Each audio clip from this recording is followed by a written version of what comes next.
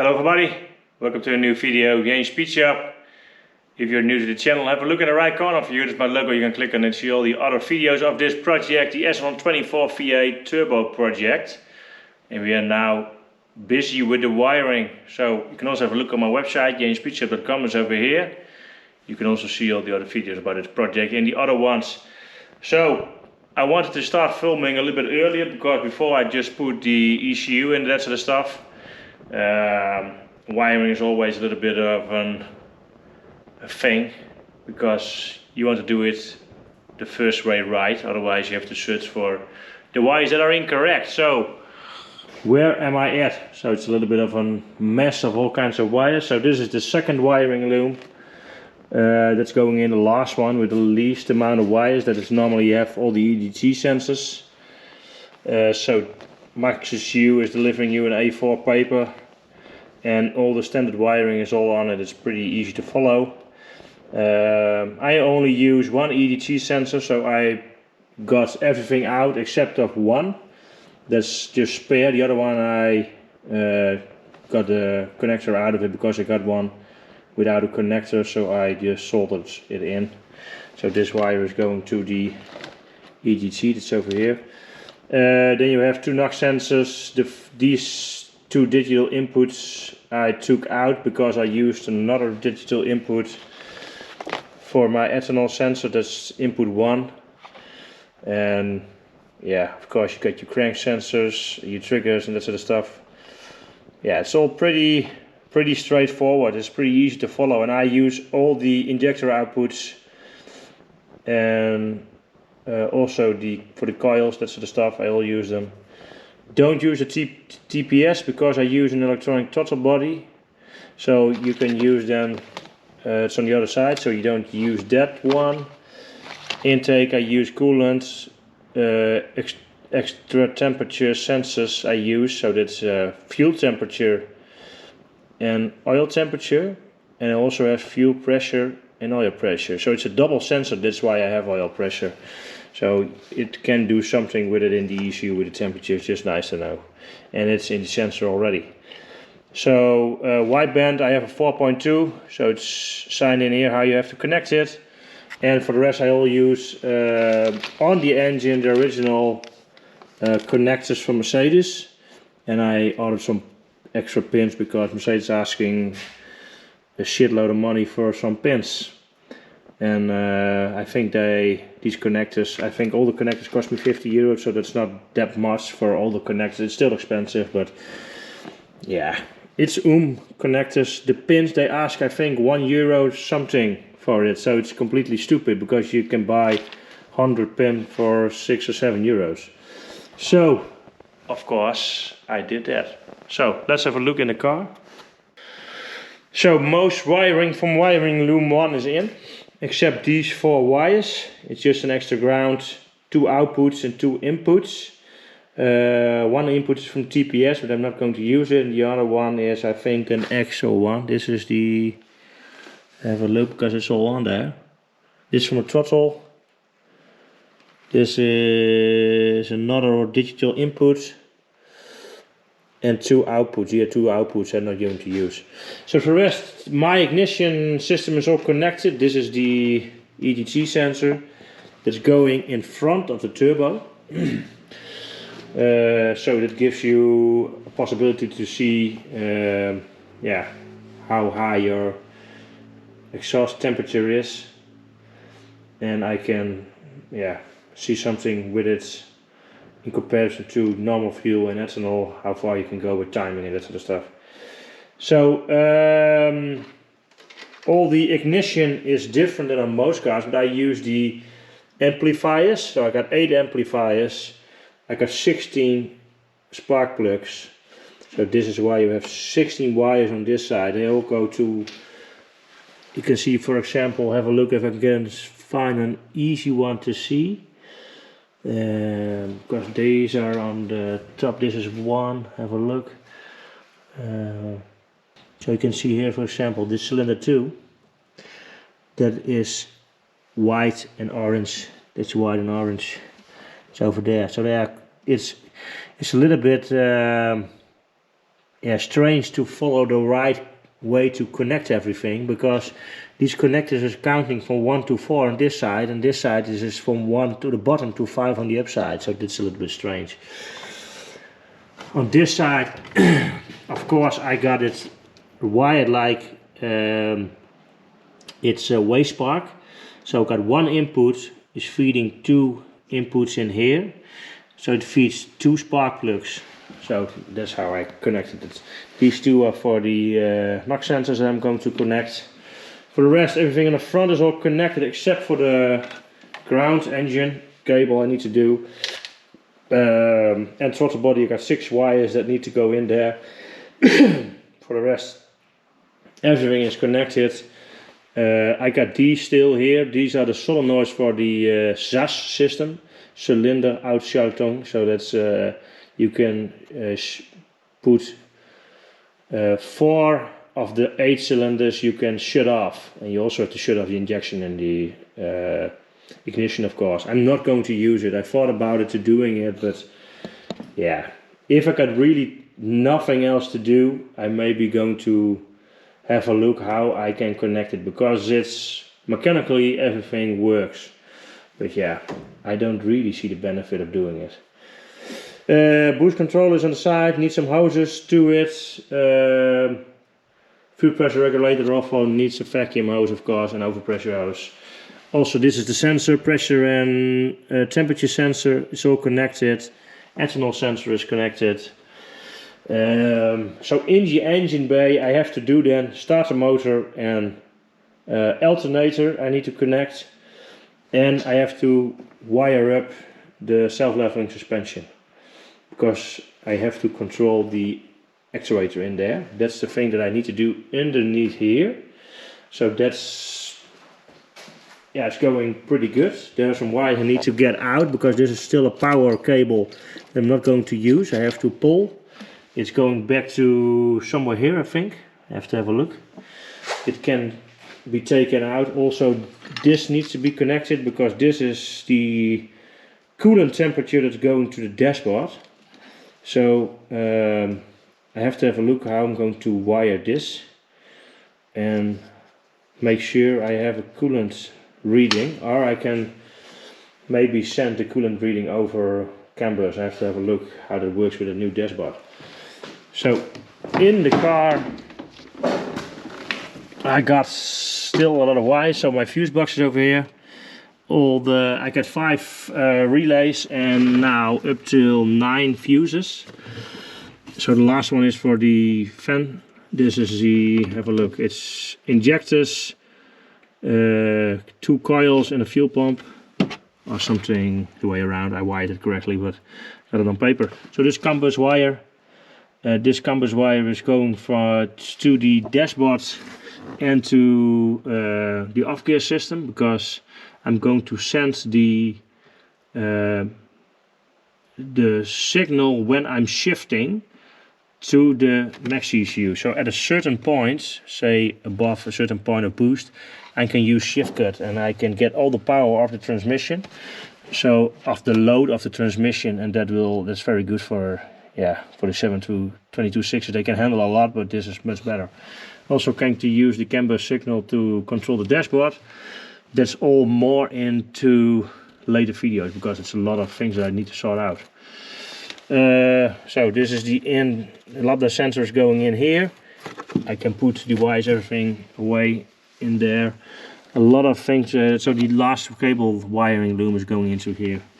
So, and this is the ECU, of course. So I have to feed in the hose for the overpressure. So map sensors in the ECU, and yeah, it is getting there. So I got a cable that I still need to remove. This is engine ground, an extra one that you can control some relays with.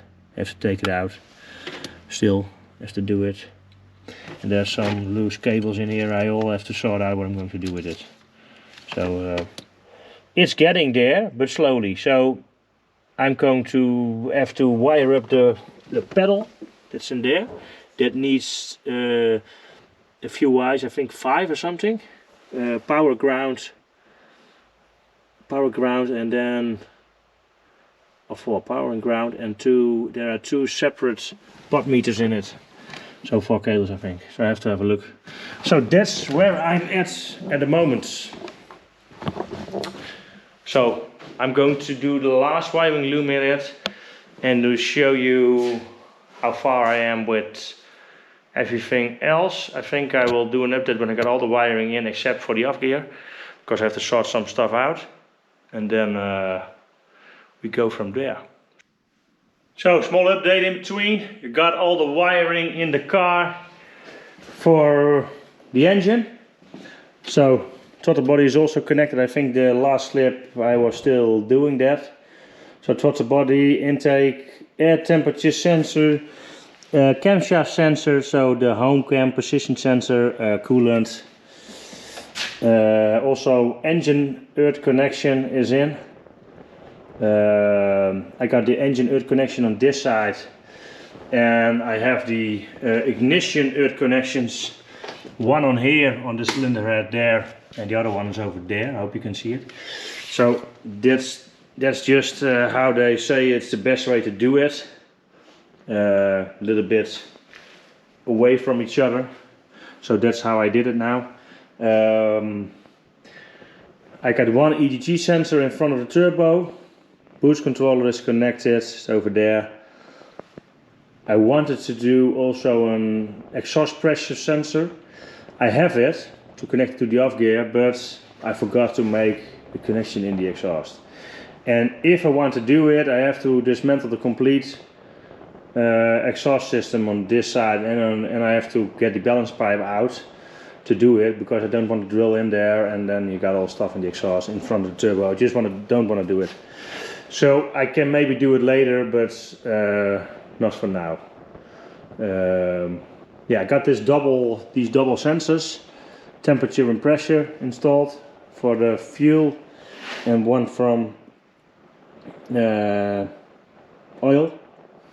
It's in between, so if I got the belt on, I will show you how that is in between there. I think that didn't show it, but I've also changed these two cooling hoses. They were normal AN hoses like this, the same material, but yeah, of course there's transmission oil in it, and hydraulic oil is not that, how you say that, friendly on normal hose. So I didn't know the reel. I know they can handle oil, but so I changed these ones to the cooler in regular hydraulic lines, just to make sure. For the rest, I got everything in. The only thing I need to do is remove some wires that I don't use, and I have some ABS sensors that I need to connect. I have to order 2 new ABS sensors for both sides, then connect them, get the speed signal from the wheels to the Ofgear unit. That's what I need to do. Got the Ofgear unit over there. Normally there is the Crest sensor. I will go into that in a few minutes, why I don't have that Crest sensor anymore. So normally there is this connector that's connected, and then you have in here, you have these sensors. So I'm not really a fan in these ones. So this is like an, yeah, this will pull when the Crest sensor is going off. So when you have an accident, it will pull your seat belts tight. I will go into that in a few minutes. Got some wires left. These are outputs and digital inputs. The red ones are 12 volt plus and minus for the throttle body if you have a dual throttle body. So, but I only have one single throttle body, so I only use one. So I still have them in here, but this is for the RPM gauge, and this is canbus. So I have to connect the Ofgear system. I'm going to do that, but it's not in this video because otherwise it's getting too long. So let's go into the Crest sensor and into the dashboard, what I'm going to do with that. About the Crest sensor, so that's this box. That's normally bolted on the position that I just showed you, where the Ofgear unit now is for the transmission. Yeah, Yeah, this is the old one from a 190. There's still, I don't know if you can read it, but it's Becker Autoradio is on it, so it's very confusing. But this is the 190 was a very early one. It was an 84, early 84 one, so you got 82. Some of them 83 was full production of the early ones. So this is from an 86, 87 car. My station is an 86 or 87, not sure really, but it's 86, I think. And then you see here Crest sensor, but the part numbers are completely the same. So what happens, why I'm not really a fan of this system. I made a mistake that day in my wiring and I blew up this thing, I think, but it activated my Crest sensor and then all my seatbelts blown up. There is a video of the 190 that has showed that. That it happened, I was not very happy with it because I have to buy 4 new seat belts because you cannot use them anymore. So what happens, it will pull the seat belt completely tight. So if you're in the car, you're getting into a crash. Normally there's a locking system in your seat belt. Everybody knows it. If you pull it too hard, it will lock it. But with a Crest sensor, it locks it tight and you cannot loosen it up anymore, and I think that's dangerous, but that's my personal opinion. If you've got another opinion about it, please leave some comments below and tell me why, because I'm not a fan of this system. Because if you're in the car and you don't have a cutting knife or anything in there, you're just stuck in your seat belt, and if you're in the front seat you can maybe put your seat backwards and try to get out, but it's in a panic situation. If you're in the rear seat, you're just stuck, you're gonna go anywhere. So, and it's so tight you cannot go out of it because I have to loosen the bolts to get the lock out of the seat to get it unlocked. So it's just, yeah, I just don't want it. I think it's just dangerous. But yeah, that's my opinion. So I removed this so they cannot explode anymore if I'm getting into a crash. I just have a normal locking system for the seat belt and not this explosive stuff in it. So that's the reason I don't want to use it. Okay, Ofgear. So I got a lot of wires in here. Need to connect it. Some sensors. This is throttle position, speed sensor, and I have to wire. So the speed sensor is going. I'm using the right front wheel ABS sensor. Wire it in, and I'm going to use the RPM sensor. I'm going to use the crank because it's also it's an inductive sensor. So I'm going to use that one. And then the rest is pretty straightforward. I have to find a way to put this in. I think I'm going to put it in the ashtray or something. I have to have a look. Because I don't smoke, so it can be in the ashtray and then I close it when I don't want to see it. I have to make a hole to get this plug through it, seal it and that sort of stuff. And this is the boost sensor. So it needs overpressure. So it will be a line that's going also to the ECU. I will split it and go also to this sensor. So this will be just on into the dashboard. So it will feed it from the intake manifold. So, Speedos. People who saw my last project know that I used this Speedo. So if you're not familiar with it, this is W126 gauge cluster. So these get rare. I bought this one. It's from a pretty old one. I think it's a 6-cylinder. If you see the RPM range, it's for 6,500. So I think this is a 6-cylinder. Normally it's also on the back. Have a look. Have a look. Look, there is 6-cylinder 4-stroke there. If you can see it, believe me, this is 6-cylinder 4-stroke. So I think this is 280 or 300, not sure. But it doesn't make any difference. This Speedo is an electronic one. You can see that because there is this plug. This one. So it's an electronic Speedo. You only had it in the V8s, W124s, and all the W126s from this period. So these Speedos are also 150 millimeters, 150 millimeters, 11.5 centimeters wide. So they will fit in these gauge clusters, but you have to remove a lot of stuff. And you cannot use these two buttons anymore. And you want it because one is for the clock. I think it's this one, yeah, this is from the clock. And this is to zero out your day counter. And on this one it's on the side.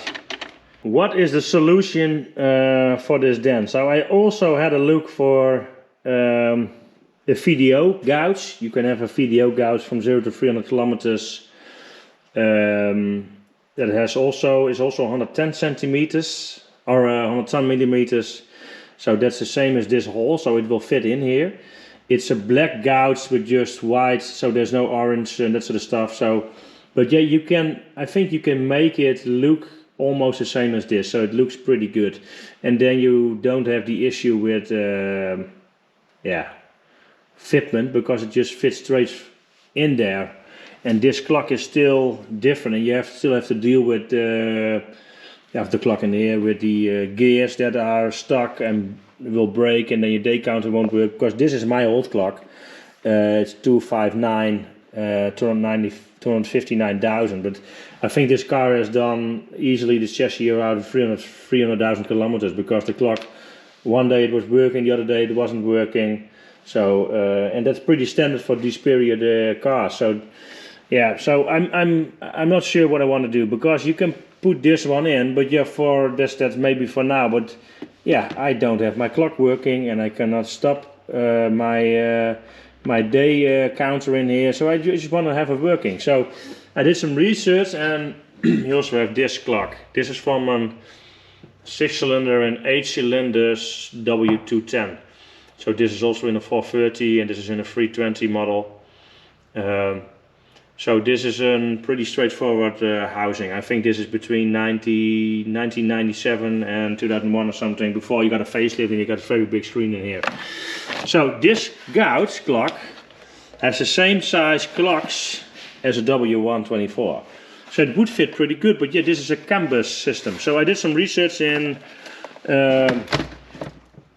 Mercedes parts manual in on WIS, and this clock is canbus, also the counter is canbus, the RPM gauge is canbus, and your coolant gauge is canbus, and several alarms.